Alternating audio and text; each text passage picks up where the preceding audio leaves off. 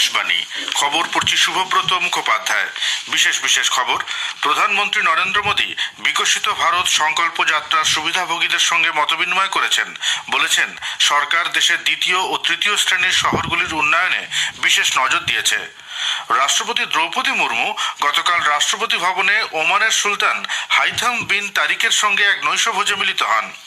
প্রধানমন্ত্রী আজ দুদিনের সফরে গুজরাটের সুরাট এবং উত্তরপ্রদেশের বারাণসী যাচ্ছেন। সংসদের নিরাপত্তা লঙ্ঘনের ঘটনার তদন্তে লোকসভার অধ্যক্ষ ওম বিড়লা উচ্চ পর্যায়ে তদন্ত কমিটি গঠন করেছেন। কুয়েতের আমির শেখ নওয়াফ আল আহমেদ আল সাবার প্রয়াণে প্রধানমন্ত্রীর শোক প্রকাশ।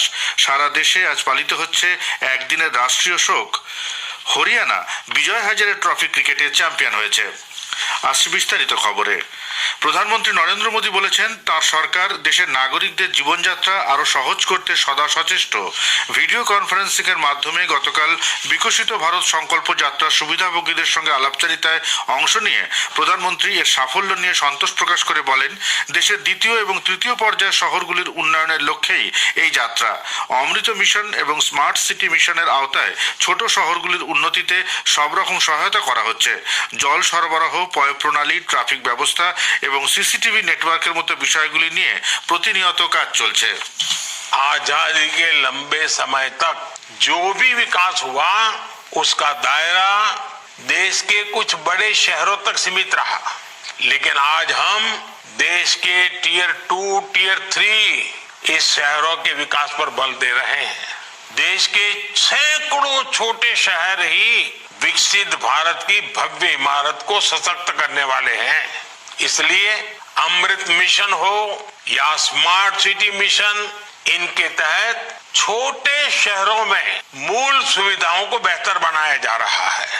অনুষ্ঠানে প্রধানমন্ত্রী তেলেঙ্গানা, মধ্যপ্রদেশ, ছত্তিশগড়, রাজস্থান এবং মিজোরামে বিকশিত ভারত সংকল্প যাত্রার সূচনা করেন। সারা দেশে বিকশিত ভারত সংকল্প যাত্রার হাজার হাজার সুবিধাভোগী এই অনুষ্ঠানে যোগ দেন। রাষ্ট্রপতি দ্রৌপদী মুর্মু গতরাতে রাষ্ট্রপতি ভবনে ওমানের সুলতান হাইথাম বিন তারিকের সঙ্গে এক নৈশভোজে মিলিত হন। প্রথম ভারত সফরের সুলতানকে স্বাগত জানিয়ে রাষ্ট্রপতি বলেন, পশ্চিম এশিয়া নীতির মূল স্তম্ভ হিসেবে ওই অঞ্চলে ভারতের প্রাচীনতম কৌশলগত অংশীদার হল ওমান। আঞ্চলিক শান্তি ও স্থিতিশীলতা রক্ষায় ওমানের গুরুত্বপূর্ণ ভূমিকার কথা উল্লেখ করে রাষ্ট্রপতি বলেন, ভারত ও ওমানের মধ্যে সম্পর্ক এখন বহুমুখী স্তরে উন্নীত হয়েছে। বাণিজ্য এবং বিনিয়োগের পাশাপাশি দুদেশের মধ্যে শিক্ষা, স্বাস্থ্য এবং সংস্কৃতি ক্ষেত্রেও অভূতপূর্ব অগ্রগতি হয়েছে। শ্রীমতী মুর্মু আরও বলেন, ওমানের ভিশন 2040 এবং ভারতের অর্থনৈতিক বিকাশ যাত্রা দ্বিপাক্ষিক কৌশলগত সহযোগিতা বৃদ্ধিতে পরস্পরকে সাহায্য করবে। ভারতের সভাপতিত্বে আয়োজিত G20 শিখর সম্মেলন সহ অন্যান্য বৈঠকে ওমানের যোগদানের প্রশংসা করেন রাষ্ট্রপতি। ওমানের উন্নয়নে সেদেশে বসবাসকারী ভারতীয়দের অবদানের কথা উল্লেখ করে দ্বিপাক্ষিক সম্পর্কের ক্ষেত্রে তাদের ভূমিকার কথাও তিনি স্মরণ করিয়ে দেন।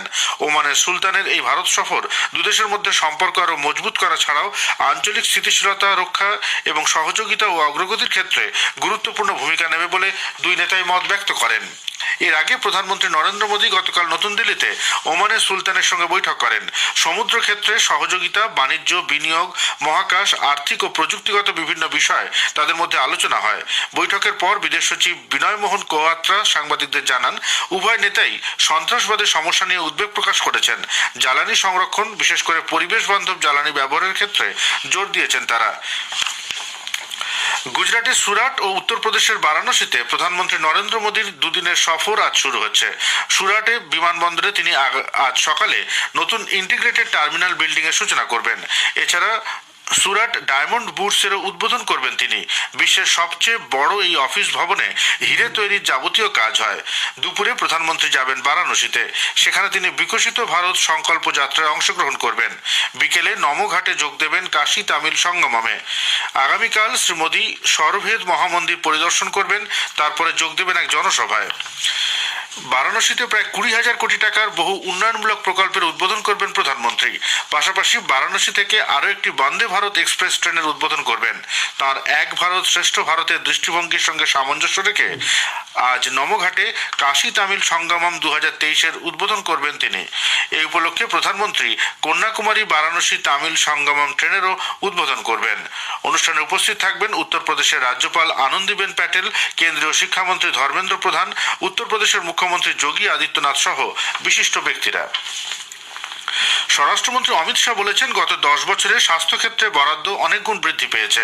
গতকাল আহমেদাবাদে অ্যাডভান্সমেন্ট ইন অ্যান্ড্রোলজি শীর্ষক সম্মেলনে বক্তব্য রাখতে গিয়ে শ্রী শাহ সামগ্রিক স্বাস্থ্য পরিষেবার মানোন্নয়নে নরেন্দ্র মোদী সরকারের বিভিন্ন পদক্ষেপের কথা তুলে ধরেন। ইউরোলজি বিভাগের চিকিৎসকদের আন্তর্জাতিক স্বীকৃতির প্রশংসা করে স্বরাষ্ট্রমন্ত্রী অতিমারির সময় ভারতীয় চিকিৎসকদের ভূমিকার প্রশংসা করেন। খবর শুনছেন আকাশবাণী থেকে। লোকসভায় অনুপ্রবেশের ঘটনায় বিস্তারিত তদন্তের জন্য একটি উচ্চ পর্যায়ের কমিটি গঠন করা হয়েছে বলে লোকসভার অধ্যক্ষ ওম বিড়লা জানিয়েছেন। সংসদের নিরাপত্তা লঙ্ঘনের বিষয়ে সব সাংসদকে লেখা এক চিঠিতে তিনি জানান, কমিটি ইতোমধ্যেই কাজ শুরু করেছে, শীঘ্রই তদন্ত রিপোর্ট প্রকাশিত হবে। সংসদ ভবনের নিরাপত্তার বিভিন্ন দিক পর্যালোচনা করা এবং এই ধরনের ঘটনার পুনরাবৃত্তি যাতে না ঘটে তা সুনিশ্চিত করতে তিনি নিজে একটি উচ্চ ক্ষমতা সম্পন্ন কমিটি গঠন করেছেন বলেও জানান শ্রী বিড়লা। বিষয়টি নিয়ে এই কমিটি একটি সুনির্দিষ্ট পরিকল্পনা প্রণয়ন করবে। প্রধানমন্ত্রী নরেন্দ্র মোদী কুয়েতের আমির শেখ নওয়াফ আল আহমেদ আল জাবের আল সাবাহর মৃত্যুতে গভীর শোক প্রকাশ করেছেন। কুয়েতের রাজপরিবার, নেতৃবৃন্দ এবং সেদেশের জনগণের প্রতি সমবেদনা জানিয়েছেন তিনি। এদিকে আমিরের প্রতি শ্রদ্ধা জানাতে ভারত সরকার আজ একদিনের রাষ্ট্রীয় শোক ঘোষণা করেছে। স্বরাষ্ট্র মন্ত্রকের তরফে জানানো হয়েছে, দেশ জুড়ে এদিন জাতীয় পতাকা অর্ধনমিত থাকবে, বিনোদনমূলক কোনো অনুষ্ঠান হবে না। আগেই জানানো হয়েছে, কুয়েতের আমির শেখ নওয়াফ আল আহমেদ আল সাবাহ গতকাল প্রয়াত হয়েছেন। 86 বছরের নওয়াফ গত 3 বছর ধরে এই পদে ছিলেন। কুয়েতের যুবরাজ শেখ মেশাল আল আহমেদ আল জাবের আল সাবাহ দেশটির নতুন আমির মনোনীত হয়েছেন। ইউক্রেনের বিমান বাহিনী ও ভ্রাম্যমাণ ড্রোন শিকারী ইউনিট দেশটির 11টি অঞ্চলে উড়ন্ত 31টি রুশ ড্রোনের মধ্যে 30টিকে নিচে নামিয়েছে।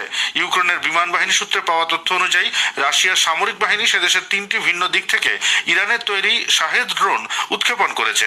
ইউক্রেনের রাজধানী কিয়েভ জুড়ে একের পর এক বিস্ফোরণের শব্দ শোনা গেছে বলে প্রত্যক্ষদর্শীরা জানিয়েছেন। কেরালায় কোভিড-19 সাব ভেরিয়েন্ট JN.1 এর একজনের আক্রান্ত হওয়ার খবর মিলেছে বলে কেন্দ্রীয় স্বাস্থ্যমন্ত্রক জানিয়েছে। ইন্ডিয়ান কাউন্সিল অফ মেডিকেল রিসার্চের মহানির্দেশক ডক্টর রাজীব বাহল জানিয়েছেন, ভারতীয় SARS-CoV-2 জিনোমিক্স কনসোর্টিয়াম ইনসাকোগ লাগাতার নজরদারি চালানোর ফলে এই আক্রান্তের সন্ধান মিলেছে। আক্রান্ত রোগীর শরীরে ইনফ্লুয়েঞ্জার মতো মৃদু লক্ষণ দেখা গেছে, তবে এখন তিনি সেরে উঠেছেন বলেও জানিয়েছে মন্ত্রক। হেরোইন পাচার মামলায় মূল অভিযুক্ত অমৃতপাল সিংকে গ্রেপ্তার করেছে NIA। পাঞ্জাবের অমৃতসর আন্তর্জাতিক বিমানবন্দর থেকে দুবাই পালানোর সময় অভিবাসন দপ্তরের আধিকারিকরা তাকে আটক করে। গত বছরের এপ্রিলে আটারি সীমান্ত থেকে 102 কেজি হেরোইন উদ্ধার করে শুল্ক দপ্তর। পঞ্জাবের তরুণ তারণের বাসিন্দা ধৃত অমৃতপাল আফগানিস্তান থেকে সেই হেরোইন এদেশে এনেছিল বলে খবর। দক্ষিণ তামিলনাড়ু এবং কেরালায় আগামীকাল পর্যন্ত বিক্ষিপ্তভাবে ভারী বৃষ্টির সম্ভাবনার কথা জানিয়েছে আবহাওয়া দপ্তর। লাক্ষাদ্বীপে আজ ভারী বৃষ্টির সম্ভাবনা রয়েছে। দক্ষিণ কেরালার কিছু অংশে আজ অতি ভারী বৃষ্টি হতে পারে বলে ভারতীয় আবহাওয়া দপ্তর সতর্কতা জারি করেছে। অন্যদিকে পাঞ্জাব, হরিয়ানার বিভিন্ন এলাকায় আগামী 5 দিন সকালের দিকে ঘন কুয়াশা থাকবে বলে জানানো হয়েছে। অসম, মেঘালয় এবং ত্রিপুরাতেও আগামী 2 দিন সকালের দিকে ঘন কুয়াশা থাকবে। হরিয়ানা বিজয় হাজারে ট্রফি ক্রিকেটে চ্যাম্পিয়ন হয়েছে। রাজকোটের সৌরাষ্ট্র ক্রিকেট অ্যাসোসিয়েশন স্টেডিয়ামে গতকাল ফাইনালে তারা রাজস্থানকে 30 রানে হারিয়ে দেয়। 288 রানের লক্ষ্য নিয়ে খেলতে নেমে রাজস্থানের ইনিংস 48 ওভারে 257 রানে শেষ হয়ে যায়। অভিজিৎ তোমর 106 এবং কুনাল সিং রাঠোর 79 রান করেন। হরিয়ানার পক্ষে সুমিত কুমার এবং হর্ষল প্যাটেল 3টি করে উইকেট নেন। এর আগে টসে জিতে প্রথমে ব্যাট করে হরিয়ানা নির্ধারিত 50 ওভারে 8 উইকেট হারিয়ে 287 রান করে।